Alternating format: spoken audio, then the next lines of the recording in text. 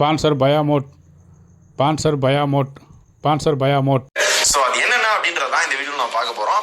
அதில் நம்ம பார்க்க போற ஃபர்ஸ்ட் சைடு எஃபெக்ட் என்ன அப்படின்னு பார்த்தோம்னா ஹார்ம்ஃபுல் ரேடியேஷன் நம்மளோட ஃபோன் வந்து வெளியேற்றும்.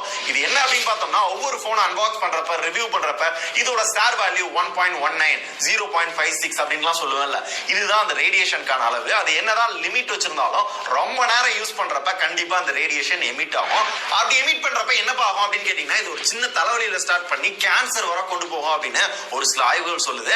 இப்போ வர நிறைய ஆய்வுகள் கன்ஃபார்ம் பண்ணல அப்படின்னாலும் ஒரு சில ஆய்வுகள் இன்னுமே ரிசர்ச் பண்ணிட்டு தான் இருக்காங்க. இதை யூஸ் பண்றப்ப நம்மளுக்கு என்ன நடக்குது அப்படின்னு.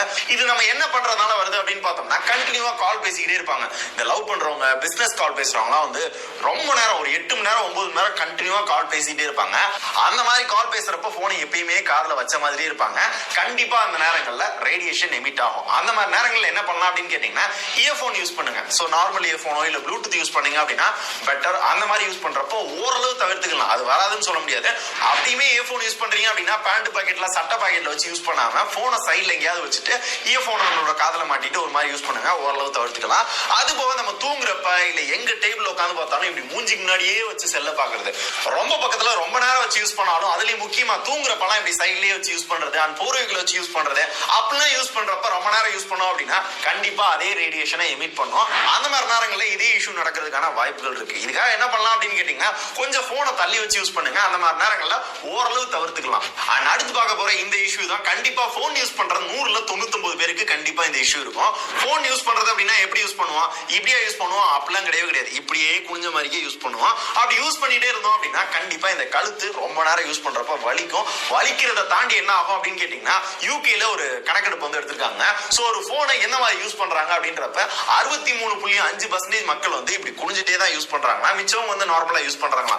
அப்படி யூஸ் பண்றதுனால என்ன இஷ்யூ அப்படின்னு கேட்டீங்கன்னா நெக் பெயின் பயங்கரமா வரும். அண்ட் இந்த கழுத்து எலும்பு பாத்தீங்க அப்படின்னா வளைஞ்ச மாதிரியே ஆயிருமா. முக்கியமா சில பேர் இதை கண்டினியூவா குனிஞ்சிட்டே பாக்குறாங்க அப்படின்னா அந்த கழுத்து எலும்பு ஃபுல்லாமே வளைஞ்சிருமா. அதை திருப்பி நார்மல் ஸ்டேஜுக்கு கொண்டு வர முடியாது அப்படின்றாங்க. இது ரேர் கேஸ் தான். இருந்தாலும் இந்த மாதிரி இஷ்யூ நடக்கும்ன்றாங்க. இதுக்கு என்ன பண்ணலாம் அப்படின்னு கேட்டீங்கன்னா போனை கொஞ்சம் தள்ளி வச்சு யூஸ் பண்ணுங்க, நேரா வச்சு யூஸ் பண்ணுங்க. ஸ்டார்டிங்ல கொஞ்சம் கஷ்டமா தான் இருக்கும். ஆனா போக போக அதுவே பழகிடும். நம்மளுக்கும் ஓரளவு சேஃப். இப்பெல்லாம் தெரியாது, இன்னொரு 10 வருஷம் கழிச்சு பார்த்தோம் அப்படின்னா இது ஒரு பெரிய ப்ராப்ளமா இருக்கும். சோ நேரா போனை வச்சு யூஸ் பண்ணுங்க. தென் அடுத்து மூணாவது பார்த்தோம்னா ஹியரிங் இஷ்யூ. ரொம்ப நேரம் கால் பேசணும் அப்படின்னா தலைவலியில ஸ்டார்ட் பண்ணி கேன்சர் வரக்கூடும் அப்படின்ற மாதிரி சில ஆய்வுகள் சொல்லுது. அதையும் தாண்டி என்ன அப்படின்னு பார்த்தோம்னா கண்டினியூவா கால் பேசுறப்ப அது இயர்போன் இல்ல நார்மலா போன் அந்த மாதிரி எது யூஸ் பண்ணாலும் ஒரு சைடோ இல்ல டபுள் சைடோ காது வந்து அந்த ஹியரிங் சென்ஸ் வந்து குறைஞ்சிட்டே வருமா. அதுலயும் முக்கியமா சில பேர் என்ன பண்ணுவோம்னா இயர்போன் நம்மளோட மொபைல்ல யூஸ் பண்ணி ஃபுல் சவுண்ட்ல தான் சாங்கை கேட்பாங்க. கேட்டா அந்த சாங்ல இருக்க பேஸ் வந்து ஃபீல் பண்ணும். சவுண்ட் கிளாரிட்டி எல்லாம் வேற லெவலா இருக்கு அப்படின்னு ஃபுல் சவுண்ட் வால்யூம் 100 வச்சிருப்பாங்க.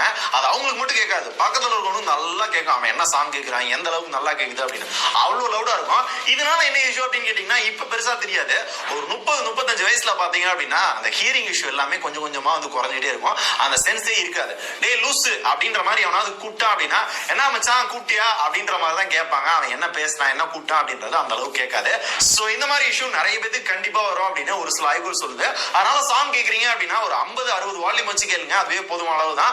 அதுவே ஓரளவு டீசென்டா இருக்கும். அண்ட் கால் பேசுறீங்க அப்படின்னா ஒரு half an hour 1 hour அப்படின்றதே அதிகம். அதை தாண்டி எல்லாம் பேசாதீங்க.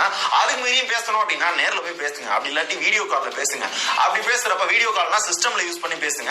இன்னும் ஓரளவு பெட்டரா அதை எல்லாத்தையுமே தவிர்த்துக்கலாம். அது வந்து தப்பிக்க முடியாது, தவிர்த்துக்கலாம். அடுத்ததான் நாலாவது இருக்கு எனக்கே அதிகமா நடந்த விஷயம் என்னன்னா நம்மளோட போனை அதிகமா யூஸ் பண்றோம் அப்படின்னா ஒரு கையில யூஸ் பண்றப்ப ஹோல்ட் பண்றது இந்த சுண்டு விரல் பிளஸ் இந்த கட்டை விரல் 2 விரல யூஸ் பண்றோம் அப்படின்னா இப்படி கையில பிடிச்சிட்டு இந்த 2 கட்டை விரல தான் யூஸ் பண்ணுவோம். அது கேம் விளையாடுறதா இருந்தாலும் சரி, ஒருத்தர் கால் பண்றதா இருந்தாலும் சரி, என்ன யூஸ் பண்ணாலும் இந்த மாதிரி 2 விரல் இந்த கட்டை விரல் தான் ரொம்ப முக்கியமா யூஸ் பண்ணுவோம். முக்கியமா கேம் விளையாடுறவங்களுக்கு இந்த கட்டை விரல் தான் ரொம்ப முக்கியமானது. டக்குன்னு எல்லாத்தையுமே இது பண்றதுக்கு.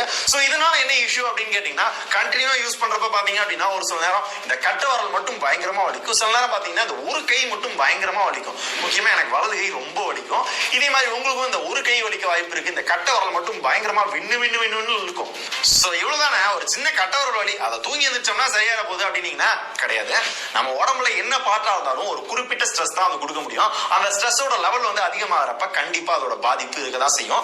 அதே மாதிரிதான் கட்டை விரலுக்கு அளவுக்கு அதிகமா ஸ்ட்ரெஸ் கொடுத்தோம் அப்படின்னா அந்த தசை எல்லாமே ஸ்ட்ரெஸ் வந்து அளவுக்கு அதிகமா எடுத்துக்கிட்டு கண்டிப்பா செயலிழந்து போறதுக்கான வாய்ப்புகள் கூட நிறையவே இருக்கு. ரேர் கேஸ் அப்படின்னு சொல்லியிருக்காங்க. சோ நம்மளோட உடம்ப நம்ம தான் பாத்துக்கணும். யூஸ் பண்ற அளவு யூஸ் பண்ண. பான்சர் பயாமோட்